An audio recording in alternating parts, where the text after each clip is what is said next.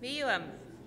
Hello, my name is Tishmal Turner, and I'm Luceño from the Rincon Band of Luceño Indians and the Tribal Liaison for California State University, San Marcos. On behalf of the university, I welcome you as we gather for today for the 6th Annual Report to Tribal Nations. It is with honor to introduce our current Native Advisory Council Chair. Dr. Amara Siva is a member of the Los Coyotes Band of Cahuilla and Quepeño Indians. She graduated from Palm Springs High School, received her BS degree in biochemistry and cell biology from the University of California, San Diego, and her PhD in biological chemistry from UCLA. She's been a member of the Native Advisory Council at California State University, San Marcos since 2009. Please join me in welcoming Dr. Amara Siva.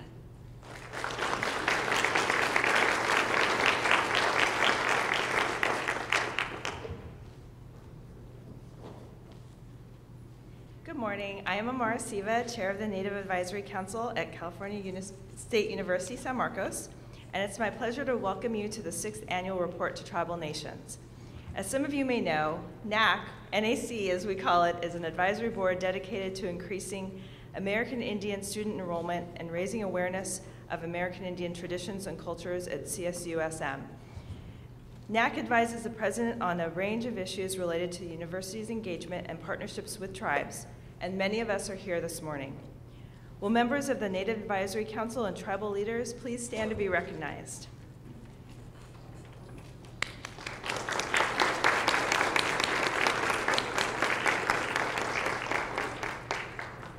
I would also like to thank the Southern California Tribal Chairmen's Association and Palo Band of Mission Indians for supporting today's event. As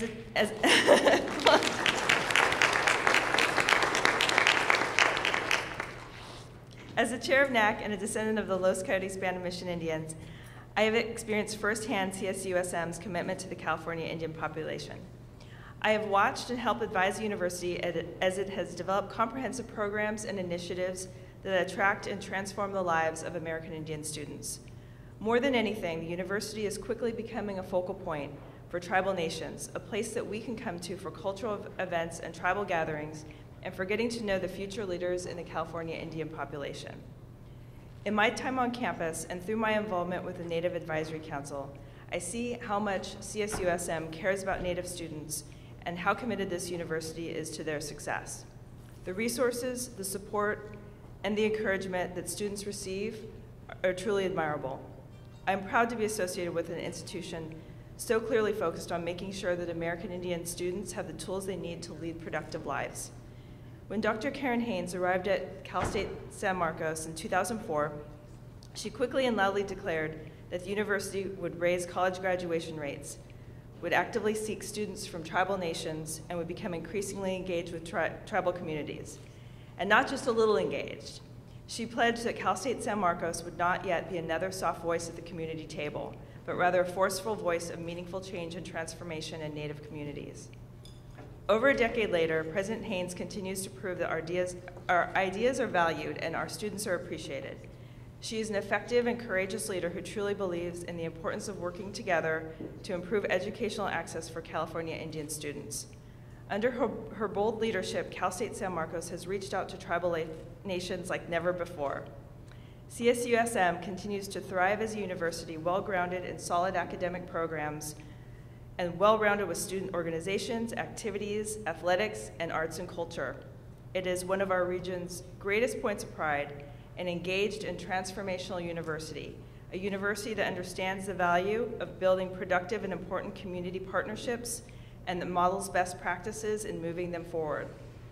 Ladies and gentlemen, please help me welcome the longest-serving president in the history of Cal State San Marcos and the first ever senior female president in the CSU, Dr. Karen Haynes.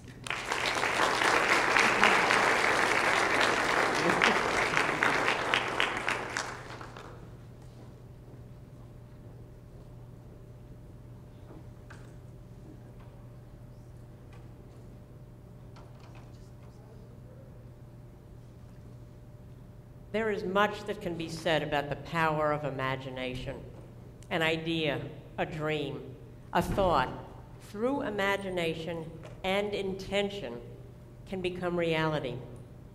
Our university's founders had the imagination to dream, plan, and then build something great.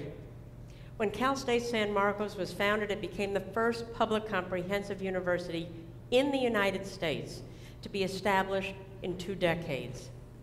Our campus fulfilled the highest aspirations as a region and state and acknowledged the role of public higher education as an engine of opportunity, social mobility, and positive change. Even those founders of Cal State San Marcos with the vision, fortitude, and political contacts unlikely could have imagined the possibilities of what Cal State San Marcos would be today. Can you envision where our region would be had they not defied what must have felt like impossible odds? Can you imagine our region without Cal State San Marcos? Thanks to their imagination and foundational groundwork, we don't have to. CSUSM, your university, has risen to become the anchor of our region, of innovation, a place where doors of opportunity open to endless possibilities. In less than 3 decades, Cal State San Marcos has expanded that commitment by creating pathways for the most educationally at-risk populations, partnering with regional industries and public and nonprofit organizations. Together, we have met that audacious goal of raising the educational attainment rate of our entire region, assuring that individuals from all backgrounds are welcomed to imagine their own possibilities. To date, we've graduated over 38,000 proud alumni. I'm pleased to say that I have shaken the hands of 2/3 of them. Last year's graduating class, the largest in our history, included the highest ever, 35% from historically underrepresented backgrounds. The highest ever, 55% of first-generation college students, and included 73 American Indian graduates. Yes, thanks to all of them. With statistics like that, just imagine the far-reaching ripple effect that we are creating as our alumni become role models and leaders in all of our communities. We inspire our students to achieve their dreams of a better life for themselves and their families. I'm certain that you relate to that dream. I know I do. My parents dared to imagine the possibility of a brighter future for their children through higher education. My parents, not college graduates, were certainly overjoyed when I became the first member of my extended family to receive a college diploma. I am certain that none of us, certainly not me, could have imagined where that college degree would lead me. That's what I want for every Cal State San Marcos student, all 15,000 of them. The pride and the joy of fulfilling not just a life goal, but for many a goal that has been decades and generations in the making. Goals that are building an important regional legacy.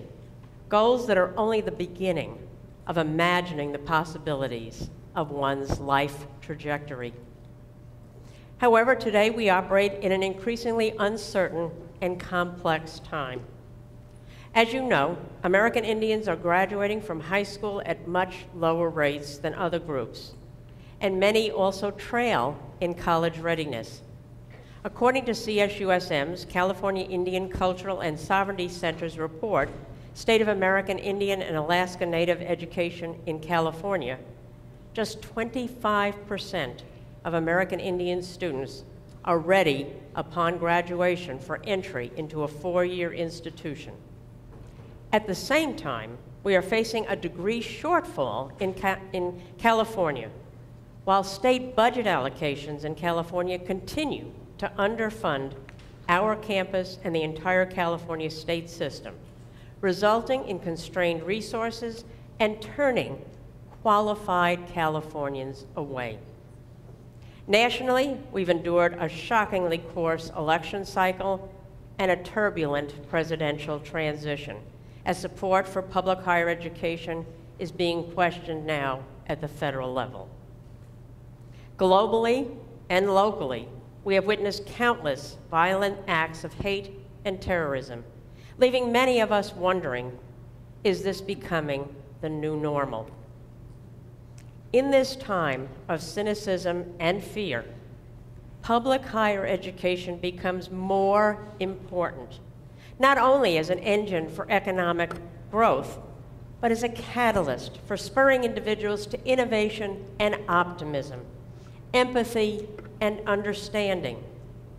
Through higher education, we assure that we will have individuals who will bring new perspectives to whatever issues we might face, trained as critical thinkers within a multicultural framework. Although that should be true of all higher education, not all universities were built upon the same principles as Cal State San Marcos. Not all universities aggressively set and achieve audacious goals. Some universities are actually failing students due to short-sighted business decisions, to quantity over quality, to adhering to old models, and refusing self-analysis and adaptive change. So it's no surprise that collectively higher education finds itself in a harsh spotlight. You know, you here in this room, colleagues and friends and supporters of Cal State San Marcos, that we are disruptively and unapologetically breaking the mold of public higher education. You know that our goal is not to just impart knowledge, but to develop our students' emotional intelligence and social awareness. You know that we are committed to establishing and maintaining meaningful connections with the communities we serve. While the outlook may appear bleak for some institutions, Cal State San Marcos continues to be ahead of the curve because together we imagine the possibilities. The traditional model of higher education boxes learning within the four walls of a classroom or lecture hall. But our model imagines what happens when students actively engage in the learning process through activities like internships, research and fieldwork, study abroad, and community service. We have intentionally grown extracurricular arts, athletics, leadership, social and cultural programs so that students can imagine all of the possibilities and discover just how extraordinary they can be. Students like Layla, a member of the Pachanga Band of Luiseño Indians. Lila was part of a CSUSM team that, through the American Indian Digital Media and Culture Project, collaborated on a video with California Indian Legal Services. The video tells the story of American Indian students who are prohibited from wearing culturally significant items at their high school graduation. The project is helping to educate state legislators and advocates for changing the California Education Code to allow cultural and religious items to be worn during graduation. Students like Mary and her niece, Naisun, Kuwihai and Luiseño tribal members, who are 2 of 5 American Indian students enrolled in CSUSM's nursing program through a grant called Graduating American Indians into Nursing, or GAIN. Mary, already working in healthcare, has long wanted to pursue her master's to further her ability to make a positive impact. Thanks to GAIN, she will be able to achieve her goal of not only helping American Indians receive necessary health care, but also serving as a positive role model for young American Indians. Nusun was inspired to pursue nursing both by seeing her aunt's positive impact as well as her desire to contribute to the improvement of health care for American Indians. Students like Stanley from the Ipai Nation of Santa Isabel, who received the Distinguished Educator Award at the California Conference on American Indian Education last month. Stanley is pursuing his Doctorate of Education in Educational Leadership through the Joint Degree Program between Cal State San Marcos and UCSD. His doctoral research is dedicated to the revitalization of indigenous languages. I'm proud of our commitment to learning by doing, the kind of community-engaged learning that has been recognized by the Carnegie Foundation. We are one of only 56 institutions out of 4,000 nationally that has risen to and remained at this elite level for 10 years. Since my arrival at CSUSM in 2004, we have set out to further our efforts to reach out in meaningful ways to tribal communities and actively recruit American Indian students. In fact, we have agreed to and will soon be signing MOUs with Sherman Indian High School and Noli Indian School that will provide guaranteed admission to CSUSM for students who have completed. I know you waited for that announcement. Thank you. These schools are committed with us to preparing students for the rigors of college, while we as CSUSM reaffirm our commitment to their continued support as they pursue a college degree at CSUSM. We're proud to serve the highest per capita number of American Indian students in the 23-campus California State University system. And with more than 400 students at CSUSM who self-identify as American Indian, we have the only growing number in the CSU.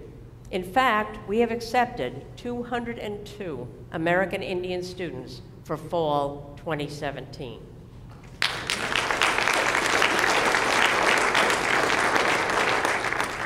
In 2005, we established our Native Advisory Council, as Amara talked about, comprised of members of regional tribes, as well as CSUSM staff and faculty, to advise me on how we can better serve our American Indian communities.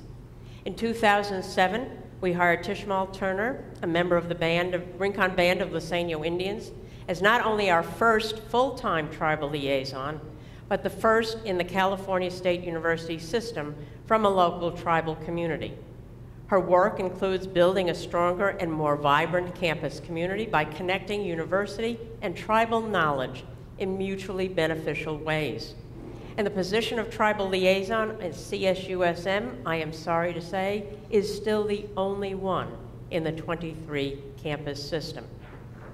In December, we held our 6th annual Tribal Education Summit, which was initiated to assure that our region, working together, improves access to and success in higher education for American Indian students. Together, we are staying future-focused to strengthen a college-going culture for American Indians. Recently, our California Indian Cultural and Sovereignty Center research students and staff, along with members of our American Indian Student Alliance, won first place in a video contest designed to encourage students to exercise their civic duty to vote.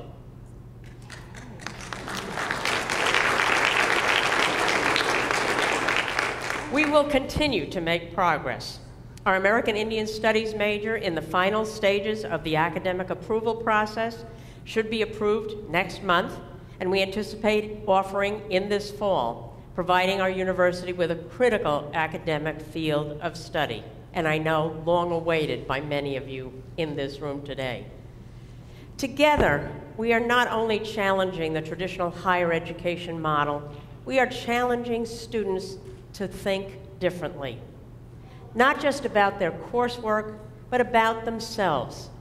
We are giving our students the real opportunity to imagine the possibilities and turn dreams into reality. You have heard me boast about how impressive our students are, how hard they work. You have heard my pride in their demographics, educationally at risk, first generation in college, and underrepresented in higher education. Yet I find that there are continued misperceptions about today's college students. The stereotypical image of an undergraduate student is someone who enrolls immediately after high school and pursues their studies on a continuous full-time basis, often with full financial and emotional support of their families, completing their degree programs in 4 years. For some universities across our nation, this is still the norm, but not here, not at Cal State San Marcos. 1 in 3 students falls outside the traditional age range of 18 to 22. The majority must balance responsibilities to families and full-time jobs. 45% come from traditionally underrepresented backgrounds. Nearly half are first in their family to achieve a 4-year college degree. Many are veterans who have served our nation or former foster youth who, against all odds, are attending and graduating. In fact, 80% of our students defy the stereotype of the typical young, white, second-generation college student who attends full-time and graduates in 4 years. For many of our students, college was a goal they never could have imagined just a few years ago. That's why we must continue to attract, accept, and keep the doors of higher education open to all of them. Our student body's diversity of experiences, backgrounds, perspectives is what makes our university and our region stronger. To that end, the Alliance to Accelerate Excellence in Education has become a vitally important program that seamlessly bridges the gap between students' educational aspirations and college degree attainment. What began more than a decade ago of one public school district and Cal State San Marcos has grown to include 10 public school districts encompassing 200,000 K-12 students. And you just heard me announce that we will soon sign 2 more with Noli and Sherman High Schools. We are the only institution in California bold enough to open the gates that wide, to not only create a path, but blaze a wide road with turn-by-turn navigation from public school to college graduation. To date, nearly 1,000 Alliance students have started their higher education journey at Cal State San Marcos, and 158 of them have already graduated. But these MOUs are not just about admitting students to CSUSM. They are about building relationships with our K-12 partners so that more and more students are not only able to go to college, but are ready for college once they get there. While some may worry that our commitment to assuring access to educationally at-risk students may inadvertently reduce our academic quality, national recognitions and awards indicate that this is simply not the case. Just this past year alone, we were designated a top 100 university for graduating minorities in 10 different disciplines by Diverse Issues in Higher Education magazine. We were ranked for the 3rd straight year as one of America's best universities by Military Times, while once again earning the military-friendly school designation from Military Advanced Education. And we were recognized for our commitment to diversity and inclusive excellence with a Minority Access Award. We were one of only 38 universities recognized nationwide. Another criticism of public higher education is that students are taking too long to graduate. But that expectation of a 4-year college degree is tied to those stereotypical student demographics of yesteryear. And you heard me say that 80% of our students don't fit those demographics. Most students at public universities end up completing their degrees in 6 years or more for a variety of reasons. Some need to work and/or care for family members. Some come to us underprepared for college-level work.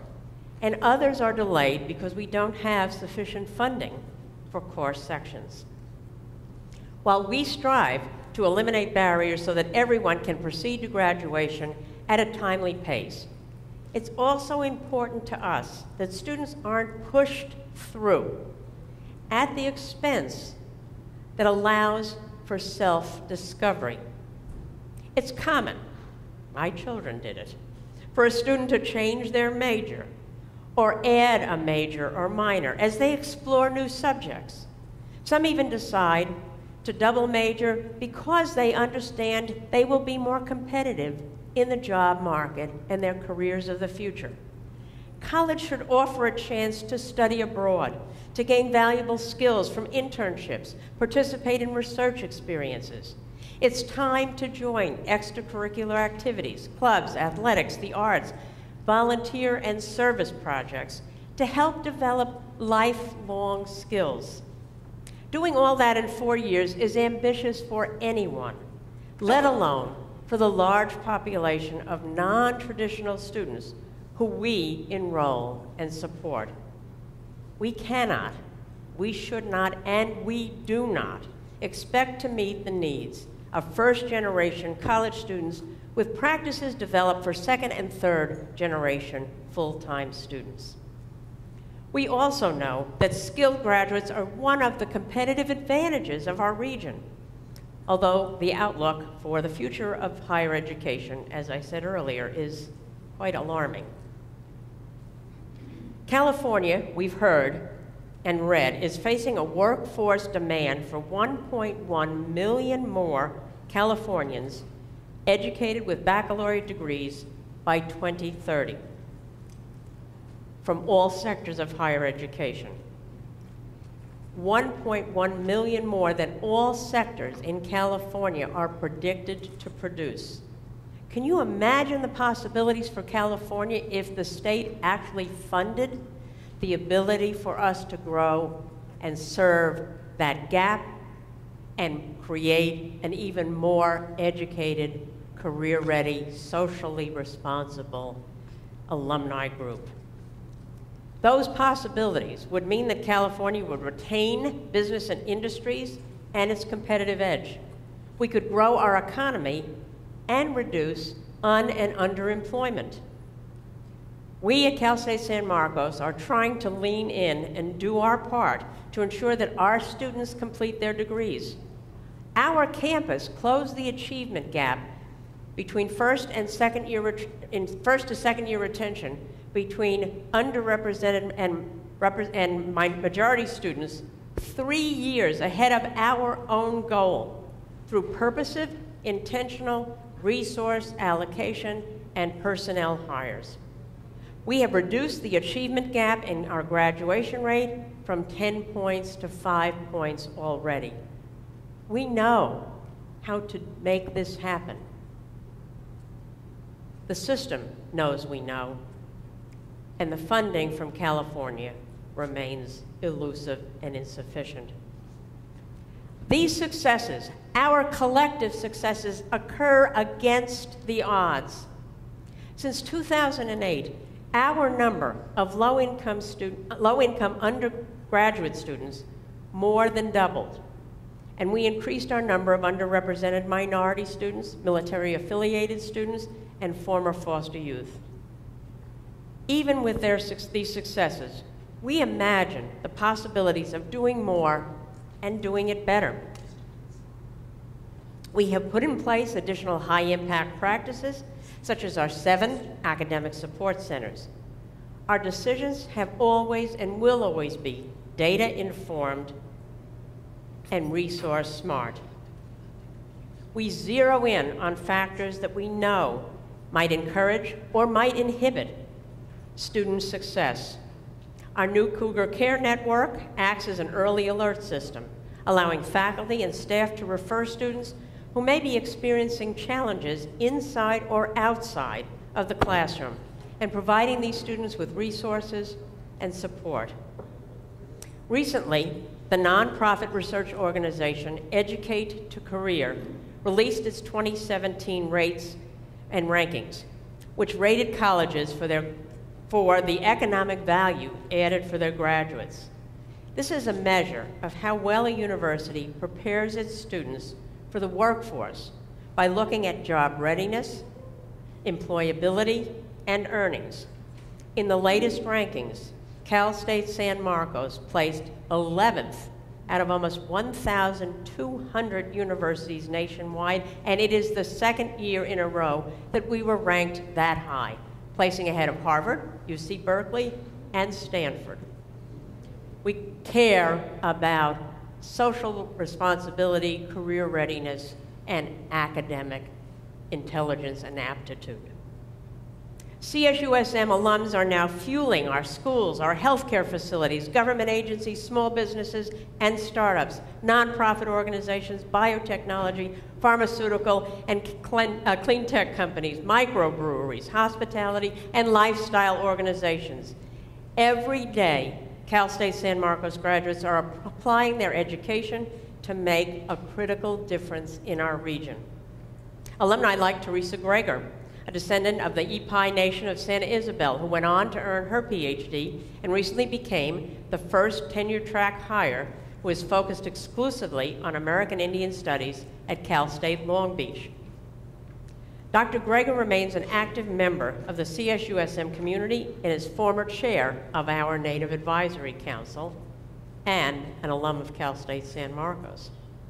Alumni like Maya Goodblanket, a member of the Cheyenne and Arapaho tribes who is a prevention and early intervention family preservation case manager for Indian Health Clinic on the Rincon Indian Reservation. Maya helps clients who suffer from a variety of mental health issues and need extra assistance in life to better themselves. And alumni like Tommy Cooper, a descendant of the San Pasqual Band of Kumeyaay Indians, who earned both his bachelor's and teaching credential at CSUSM, and is now helping to prepare tomorrow's college students as a math and science teacher at All Tribes American Indian Charter School. Teresa, Maya, and Tommy are just 3 of the 38,000 Cal State San Marcos alum who are leading successful lives and giving back. And most are giving back right here, since over 80% of them stay in our region after graduation. And that 80% of alumni who stay in our region are an impressive 20% more than SDSU and 55% more than UCSD. Our alumni are continuing the trailblazing legacy instilled here and carrying it forward to our community and to our region. Can you imagine the possibilities as we continue to grow that alumni base, building a better region, a better world? As we look forward to our 30th anniversary in 2020, what do those possibilities look like? Whatever our budget outlook, I know that we will continue to make strategic, thoughtful decisions that position us to seize opportunities connected to our core mission. In January, Governor Brown released his 2017-18 budget proposal, which includes funding for our system that will cover mandatory costs and present employee costs, but other priorities, including student success, enrollment increases, infrastructure repairs and improvements, are not covered. Now, as demand by qualified students continues to rise and state funding continues to fall, we must collectively continue our commitment to being strategic, entrepreneurial, and creative. Reducing academic quality, turning students away, and charging higher tuition are all distasteful and largely unacceptable, not just for us, but for our region and our state. The only real guaranteed return on the state's investment is in funding education, as it assuredly creates an educated workforce that generates revenue for the state of California. But as state funding continues to be unreliable and insufficient, I'm proud to share that our faculty across disciplines are expanding our research enterprise at record levels. In the first 2 quarters of this fiscal year, we were awarded $14.6 million in new research awards, an increase in the first 2 quarters of 60% over the entire previous year. These awards include the GAIN Nursing Grant I mentioned earlier, which is a $1 million grant to increase the number of American Indians earning nursing degrees. The CSU Chancellor's Office recently awarded a grant from the President's Commission on Underserved Communities initiative for our Tookwood League Scholars Program, which will help prospective American Indian students successfully complete the admissions process. Once admitted, the program will continue to support first-generation students in a safe, culturally responsive environment. Our California Indian Cultural and Sovereignty Center and American Indian Student Alliance are currently engaged in a couple of research projects funded by a grant from the W.M. Keck Foundation. The Native Education Resource Directory is a mobile resource app developed for American Indian students, families, and those who serve them to locate important educational resources.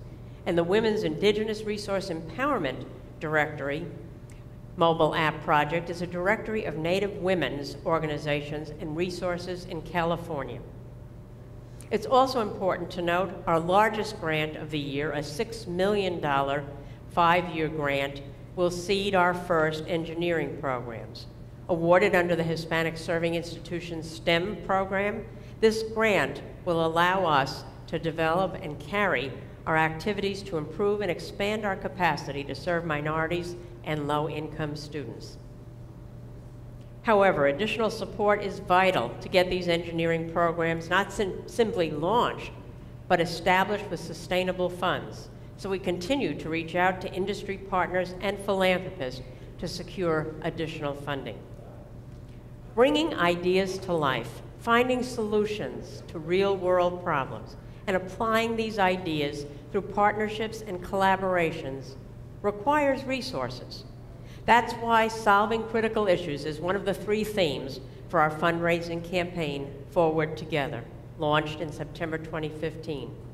The other 2 themes, preparing tomorrow's leaders and building great communities, also speak to our desire to imagine the possibilities for future generations of students while our university flourishes as a regional center for art, culture, and community engagement.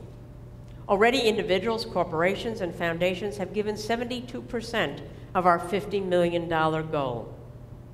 Generous donors have included us in their estate plans, one committing to establish an endowed chair in our College of Business Administration, and another to provide $1 million in scholarships for students in our College of Humanities, Arts, Behavioral, and Social Sciences.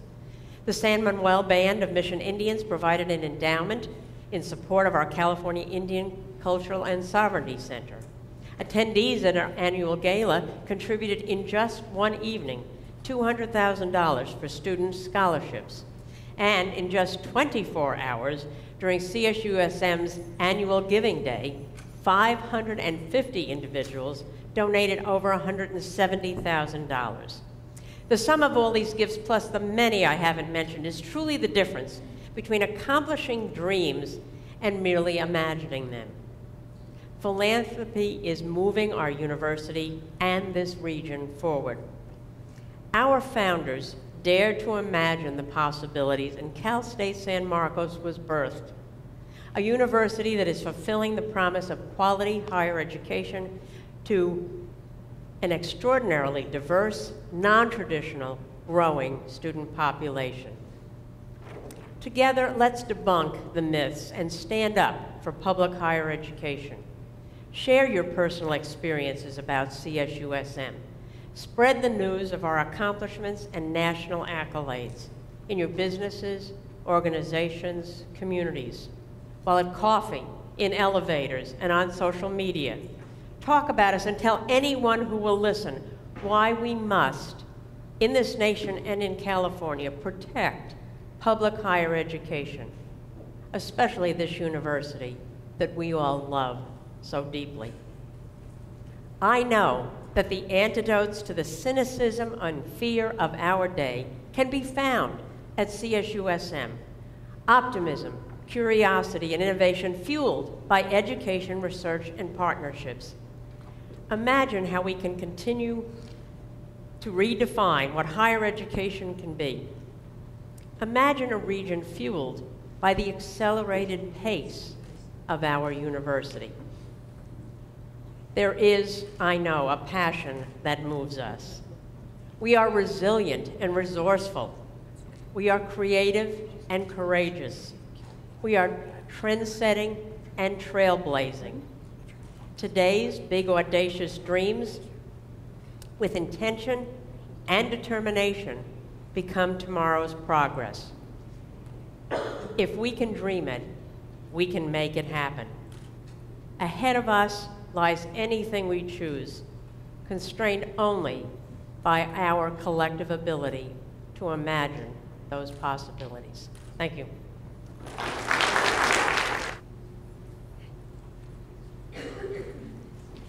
Good morning, Virginia. She's one of our Native Advisory Council.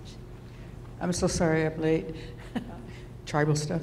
My question is, there's a current trend to allow for free tuition. I know New York City just did that. Is there ever going to be a possibility of that? I would never say for never. Community college? There have, in my 14 years or in the system, there have been, I know, at one time or another, conversations of going back to the vision that was the California Master Plan for Higher Education in the 60s. My concern is, what you heard me say is, the California State University public system is today, in 2017, getting about the same level of funding that we got in 2008 and 9, and serving 30,000 more students. So my concern is, first, we need to get a commitment to fund what we know is an engine of social mobility, of opportunity, of access. And it's hard for me to envision that the legislature, and quite frankly, this governor, has been slow to want to improve the funding for the CSU. And obviously what New York has just done, as one large state example, has been to make an audacious commitment to fund with, a group of students with family incomes of less than 125%, that give them tuition-free access to public universities, and to require that they stay in the state, right, as employed and tax-paying individuals for every year that they accept that. I think that's a wonderful blueprint for California to look at. Whether we have right now the will to do that, I'm suspect in the short run. I would hope we continue to look at that. You heard me say tuition is not an option. I would say, in full disclosure, 2 weeks ago our board did approve a $270 a year tuition increase. The first tuition increase our board approved in 6 years. The board will rescind that tuition increase should the legislature fully fund the CSU. And part of what I'm saying to you is, while tuition increases for our students are distasteful to all of us, the result of not a tuition increase and no additional state support for the CSUs, clearly, in any of those scenarios, students lose. Because what we would have to do is reduce the number of course sections, because we'd be cutting back on expenses, and therefore artificially creating barriers, artificially financially, because of finances, creating barriers to students' progress to degree. So it's a terrible conundrum. The board did, I think, what they needed to do, and at the same time, with a commitment that we all advocate to the state, to your point, to look at what New York is doing and other states are talking about, and certainly to increase the funding to the CSU. One, to get us at a level where we can help students who can move through in more timely fashion, get them the course sections, assure that they have student support services because they are the non-traditional students. And secondly, to acknowledge a 1.1 million degree gap that California will continue to lose any competitive advantage if we can't find creative, strategic ways to fill. I wish I could be more optimistic to you and that it will happen sooner, but I'm not seeing signs that California is going to jump that way soon. As an alternative, is it possible to move classes on isolated reservations? It is possible to hold classes. I mean, we are not constrained by any statute to not hold classes on public school campuses, on community college campuses, or on reservations. The constraint continues to be the financial constraint. Is there sufficient number of students for a course that would allow us to not lose further resources by sending faculty out? But no, there is no prohibition to doing that other than the smart allocation of limited resources.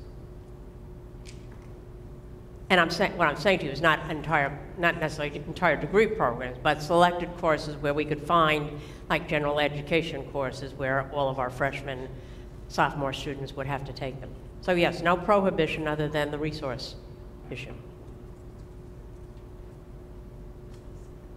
Haynes for coming out today. I can't tell you how thankful it is, how thankful I am for coming out and sharing this time. I know how busy you are, because I've tried to make an appointment with you before, and your schedule is extremely full. But as a STEM proponent, and I know that Valley Center High School has the highest number of Native Americans high school graduates that they're putting forth as far as a public school in the area.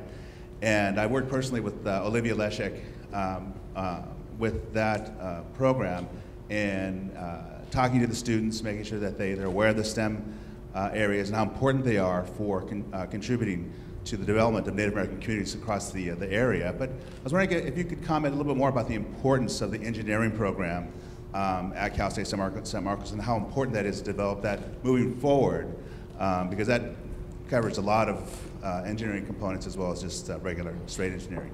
Thank you, Dan. And if you don't know, Dr. Clark serves on CSUSM's foundation board and has stepped up to serve in a number of supportive services and joint advocacy efforts for us. So thank you, Dan, both for that and for your question. So I will say to you, in my 13 and a half years at Cal State San Marcos, the community request to start engineering has come up more than once. In my early days, I arrived at Cal State San Marcos and we had about 28 degree programs and about 7,000 headcount students. And so for several years I said we can't. We were still building some of the basic platforms of undergraduate degrees, and it's an expensive program. About 3 years ago, industry leaders came back to us with a little more data and a little more pressure. I'm looking at our Vice President for Advancement. And we said, all right, it is time. We now have 78 academic undergraduate degree programs, majors and minors. We've obviously built out a lot of, but also our infrastructure, meaning buildings and classrooms. And we did a feasibility study that very carefully said to us, not only was there a need and a demand for engineers that Cal State San Marcos could meet, but that we had a niche that we could serve that would not unnecessarily compete with UCSD, SDSU, but would complement and provide more qualified engineers for the workforce. They also very carefully, knowing the resources involved, said to us, here is a 3-tiered program.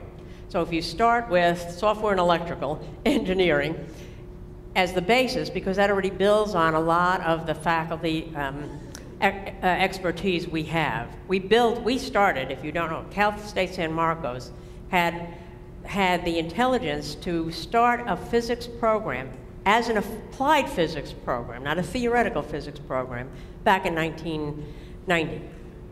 So how to build on top of that? So we began to say, okay, it is timely for us to consider this. Then and that feasibility study also talked about the costs involved in starting and scaling that way. With that, we obviously had to do 2 things. Look at go through an academic senate process with our faculty of talking about how do we build the curriculum, how do we assure our faculty, particularly in some of the science disciplines, that we are not going to build a new engineering program on already under-resourced, right, biology, physics, chemistry departments, and go out and look at this HSI grant as a significant help to allow us to launch. And so we then got this $6 million 5-year grant as a Hispanic serving institution that allows us to create an engineering program, literally focusing on underrepresented populations coming into engineering.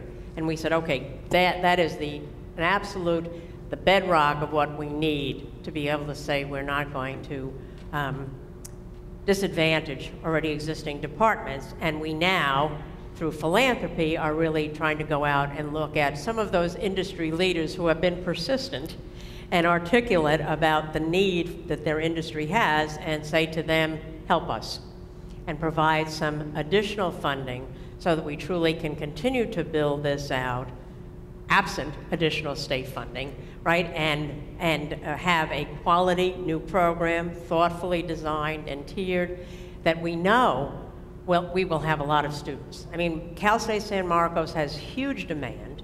We have over 16,000 applications for fall just for first-time freshmen, not transfer students. So, but what we also know is that we have turned students away because over the years we haven't had the academic programs, and we know engineering has been one. So it's very exciting. We have foundational funding. We have faculty support, and we're now trying to get some of the industries to assure the long term. And we are already working creatively for a new facility that will, through a public-private partnership, that will also give us some on-campus space to house engineering in some of its labs. So very exciting, and I think thoughtfully done. I mean, with partners who sort of said to us, yes, this is your niche, who thought with us, you don't have to start with all fields of engineering and have to have all that money, but here's how you can build it. So we're very excited, and I am optimistic that some of these industry partners will step forward, because they know that what their workforce need is, and they know that 80% of our alums stay here to be that workforce in engineering. So thank you. Yes?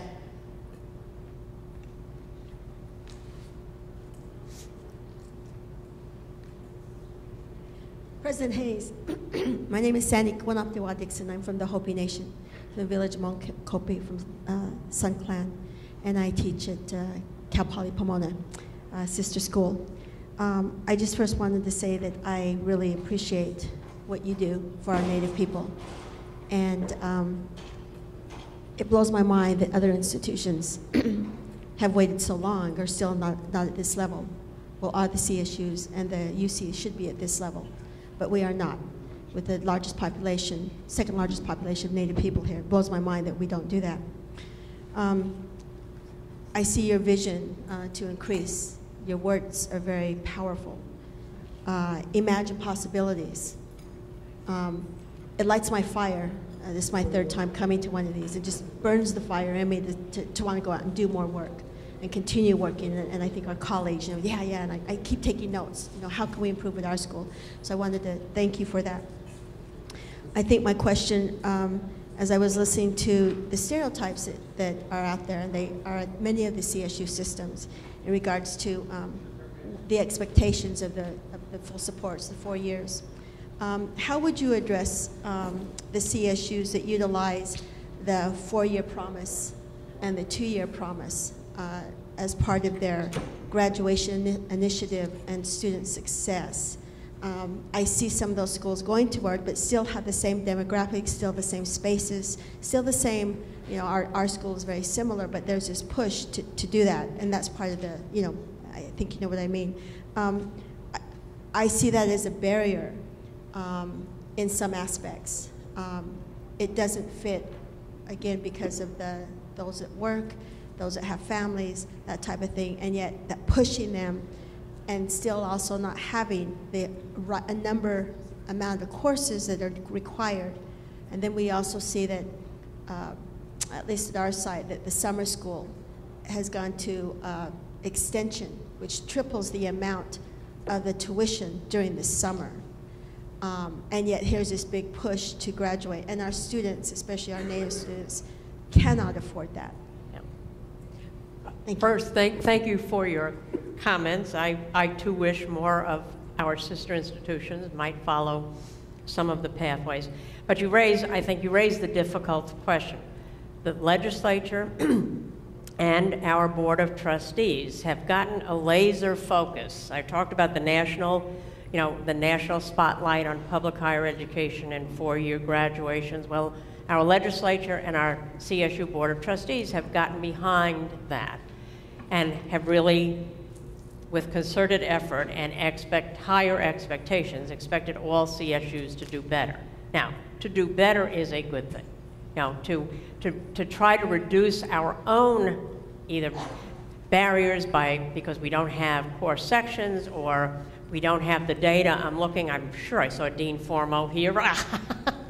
So what we try to do, what I try to do with Board of Trustees members one-on-one, and what I try to do when I talk about what Cal State San Marcos is doing to try to reduce time to graduation, because there's no question that longer time to graduation costs students additional money in tuition and fees and delays their entrance into the workforce, right? So also lost money. On the other hand, to expect that the demographics that I talked about that are Cal State San Marcos and many of the CSUs, where we would move larger and larger numbers of students who have all kinds of other impediments that are not ours. We can't take those barriers entirely away. If they are taking care of families, if they are driving long distances and really can't take more of a load than 6 credits or 9 credits a semester. That said, we at San Marcos have really tried to be, from my time at San Marcos, tried to really, I said to you earlier, be data-driven. To not just say, gee, what do you think helps students progress, but actually look at the data. We have, in the last couple of years, certainly our vice provost does an extraordinary job of taking data.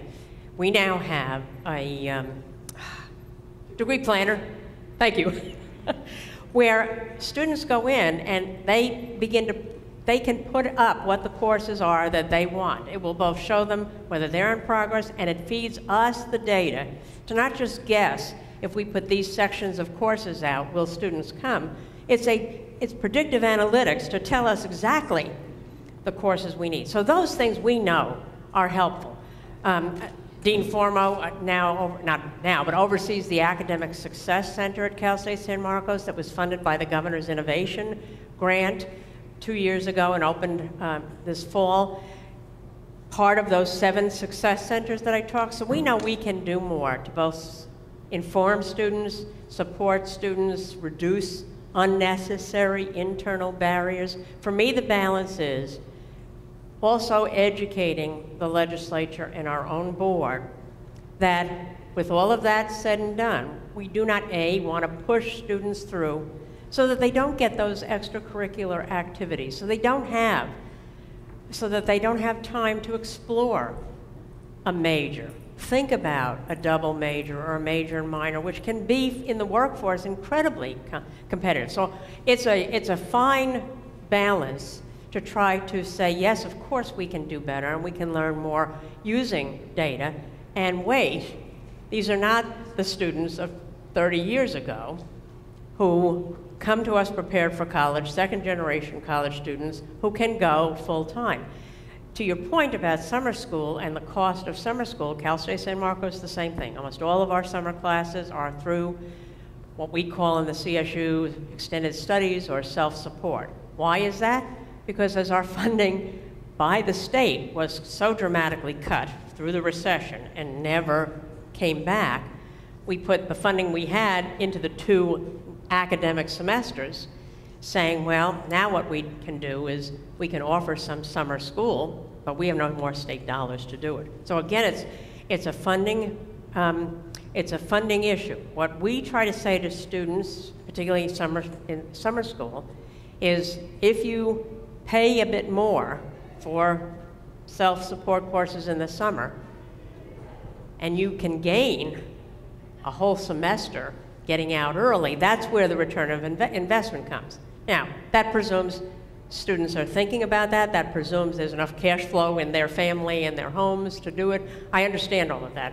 But for some students, even the angst of paying more for self-support courses in the summer, they realize that if they do that, they actually gain at least graduating one semester early. But you're right, I mean, it's value propositions that come sort of against each other. It's a balance. The system, our California State University system, over the course of the recession, lost $1 billion. That's a B, right? And then obviously across all of our campuses. And since the economy has turned and we have gotten back a little bit of funding from the state, you heard me say that that little bit of funding, if we get no more funding next year, that funding does not even cover all of the mandatory costs, health benefits, utilities funding, already negotiated employee salaries. Not even that. It certainly does not cover growing a student population, right, to serve California's needs, and it certainly doesn't include allowing us to have more money to bring the summer school back on state support. So, you know, reducing time to graduation might be a nice aspirational goal, but I have my eye very clearly on where it can disadvantage students and maybe disadvantage disproportionately certain populations, and yet how can we learn and have a number of practices that really are better. I've mentioned our Cougar Care Network, and Patty Diaz and Nick Montaloni are here talking about Cougar Class. So we have added student support resources, even over under-resourced years, to help students proceed as smoothly, as quickly as they can to graduation. So good question, and one that causes me lots of angst on an ongoing basis. Yeah. I'm next. Oh, so sorry. Oh, Patty, I am sorry. No, I just want to say, Sandy, because that is legislatively driven, it's hitting all levels of the colleges. I think the UCs are being the least impacted compared to CSU and the two-year schools. But I think something that we sometimes forget is that there's transfer readiness at the two-year schools, and that oftentimes with strategic planning, they can not only get their GE courses, they can do triples. Like they get a course that fulfills 3 requirements in summer school. So that I think that there's a mandate from the legislation that there be more transfer degrees. Right. Because the legislation really does want to kick everybody out in 4 years. They don't believe in dreaming. I mean, I'm negative to the legislation right now.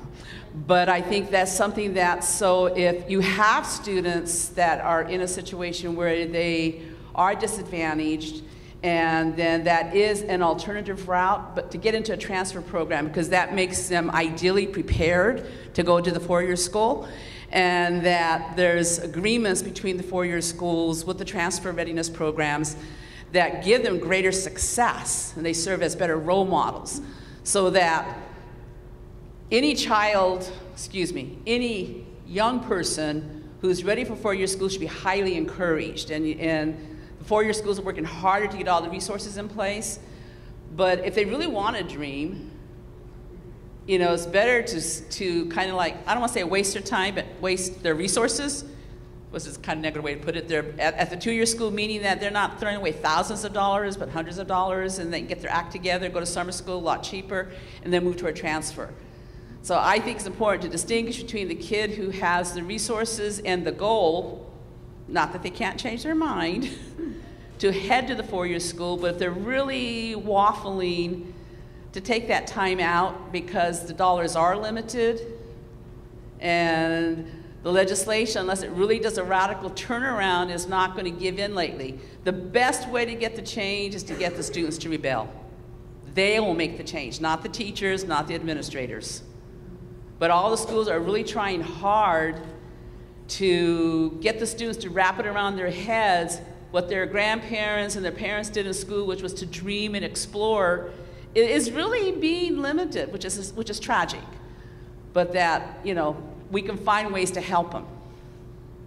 Thank you, Patty. And if anyone in this room does not know Patty Dixon, I'd be surprised. But what you may not know is she was a founding member of my Native Advisory Council, is still a member 11 or 12 years later of my Native Advisory Council, and obviously a member of Palomar College faculty, who is a long-term partner with Cal State San Marcos.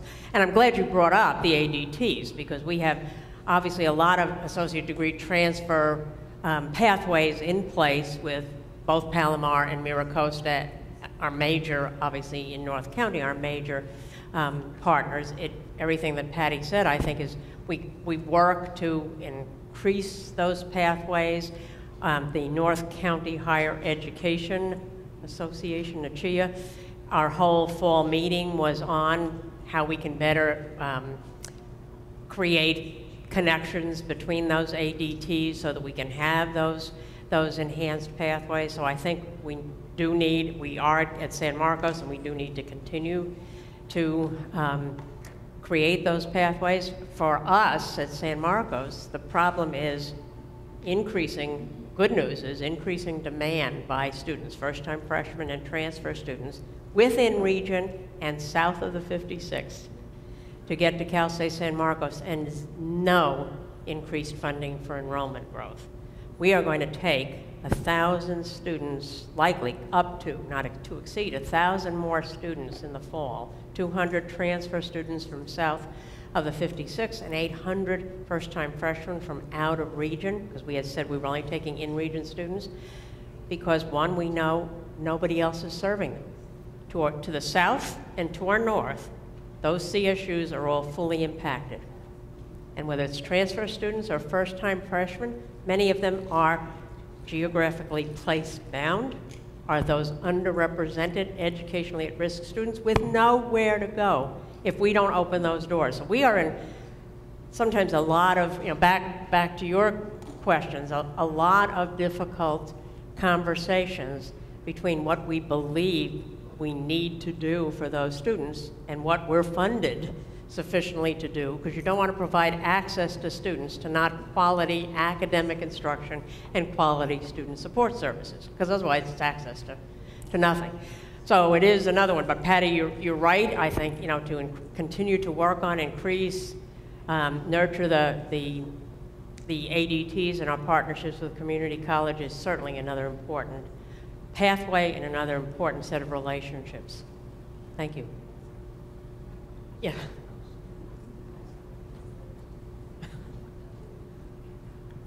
Are you giving up your time again, Teresa? Okay.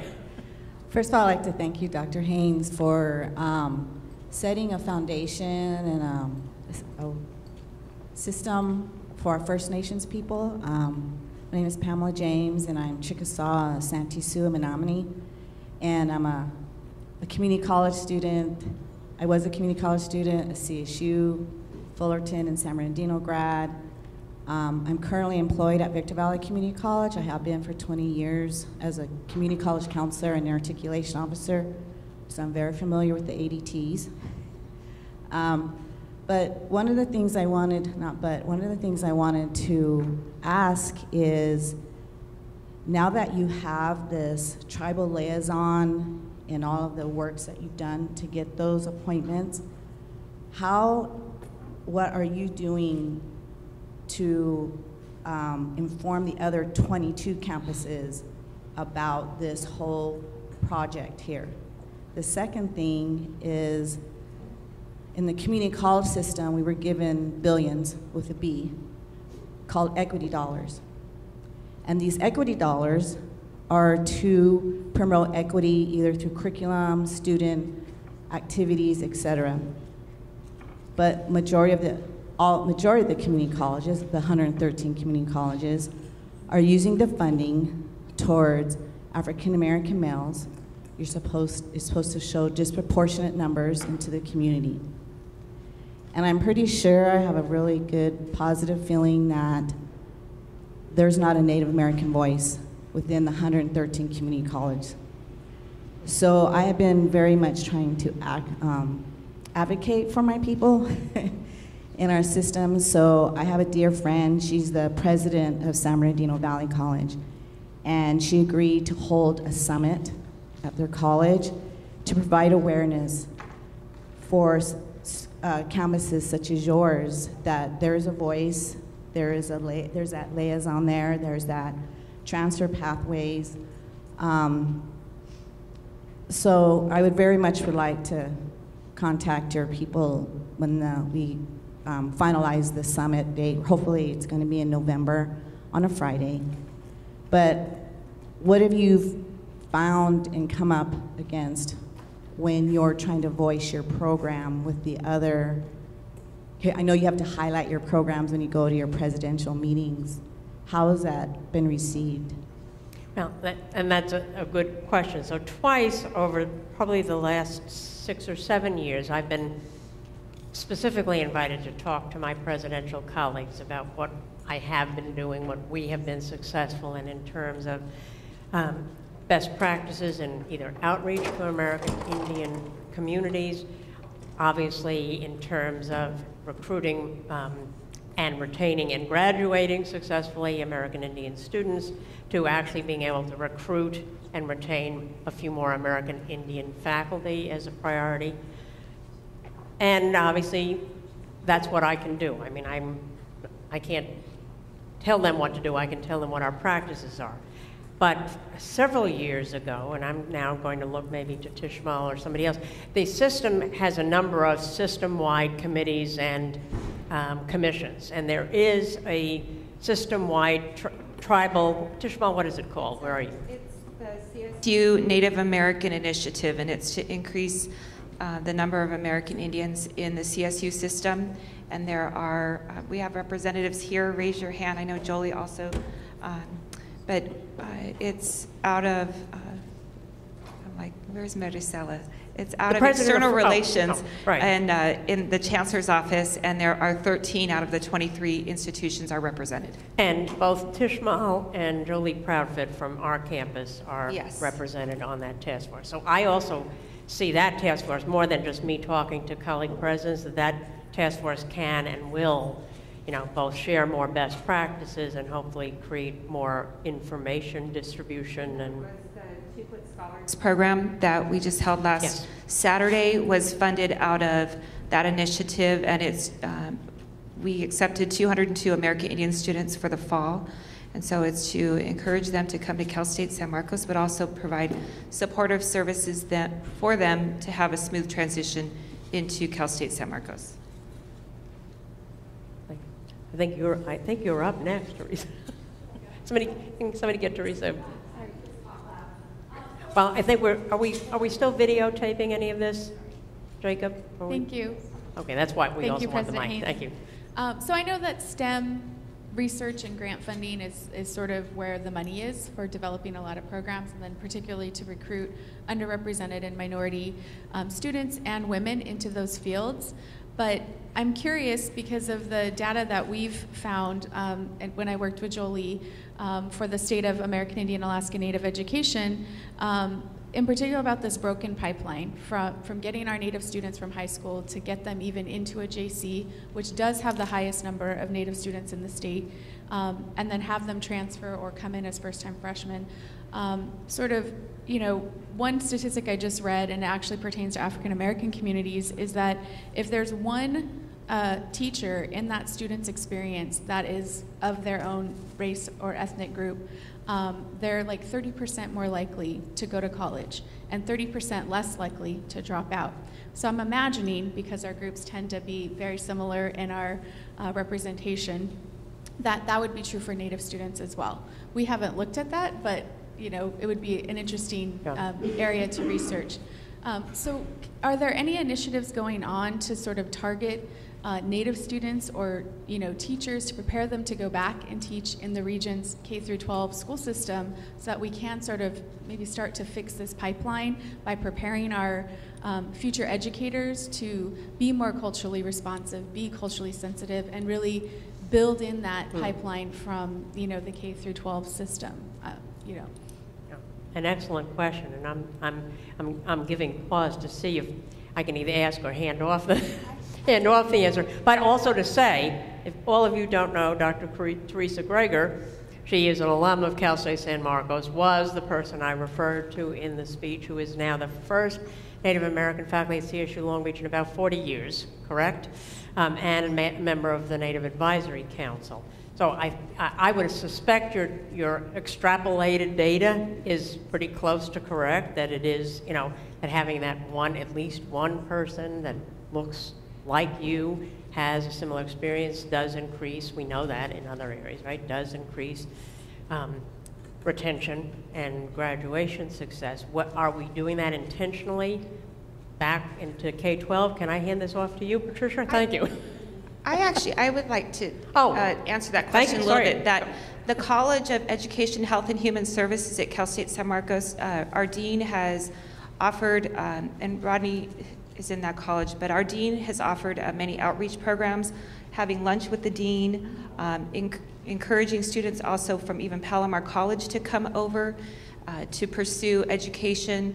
The California Indian Culture and Sovereignty Center has also applied for several grants, and it's disappointing to see that they have gone to other institutions that don't have a larger number of American Indian student population. But we have definitely tried to pursue that route. One of our local school districts, Valley Center, that has, I believe, about 15% American Indian student population, has very little American Indian representation all the way through the K through 12 program. And you know, we definitely have tried. So when we ask you to write letters of support for those grants, please support us if you're in Washington, D.C., and you're visiting with legislators to also try to support the programs that we are trying to pursue, because another CSU received the same type of grant that we were applying for, and they are hungry for students and are not able to recruit them. And we have people that want to come to Cal State San Marcos, but we don't have the resources to put them through those programs. I also want to add that, and my background is in education. I came from the School of Education, so you've touched on something that is really close to my heart. The teaching force, this is a real concern. It's a real concern for all communities. The teaching force remains about 80% female and white, and that's across the board. And it is incredibly difficult to convince people that teaching is a worthwhile and valuable career. There's a lot of stereotypes out there about teachers. They're not well paid. They get released every year. When we were going through the recession and there was a lot of press coverage about how teachers were receiving pink slips every March, we saw our applications just drop incredibly. And it's very worrisome. It's incredibly worrisome to me.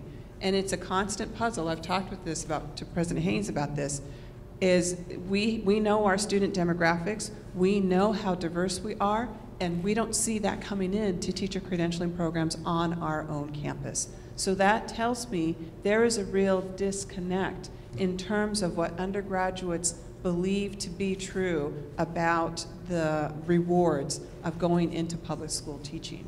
So I think it's a big, knotty, gnarly problem that we have to attend to. And I know the School of Ed in the College of Education, Health, and Human Services is very aware and is open to ideas and partnerships to address these issues. Thank you both. Thank you for the question, Teresa. Any other questions or comments? Well, I thank you all for continuing to be here at this annual report to tribal nations, because it's another place and space where we address questions, think of strategies, create new ideas, bring them back. Many of you also come to our Education Summit in the fall, where it's more action-oriented in a collaborative fashion. Cal State San Marcos's commitment to American Indian students' entry into and success from Cal State San Marcos remains really firm, but we cannot and could not have done it without many, many of you in this room who have been with us for a long time on this journey that we've stayed committed to. And I know that our success is because of the work you all do in the connections and the places that you have in your workplaces and in your tribal communities. So I thank you on behalf of Cal State San Marcos. I continue my commitment to working with you. And sorry, Dennis, I will not stop. I'll give you the, Tishma, will you give Dennis Turner the mic? I'll try to speak up. But on behalf of the Southern California Tribal Chairmen's Association, we want to thank the university and Dr. Haynes for coming with your staff in reporting to our tribal nations.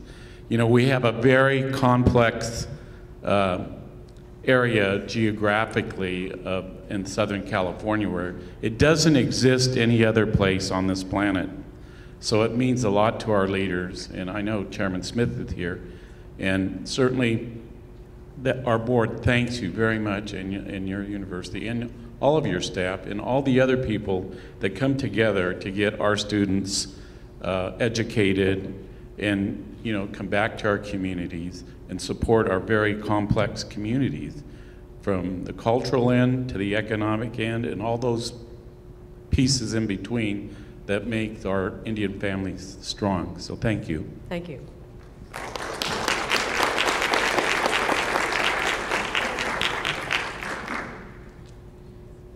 All right, this concludes our program, and we invite you to enjoy lunch with us and network. So thank you very much.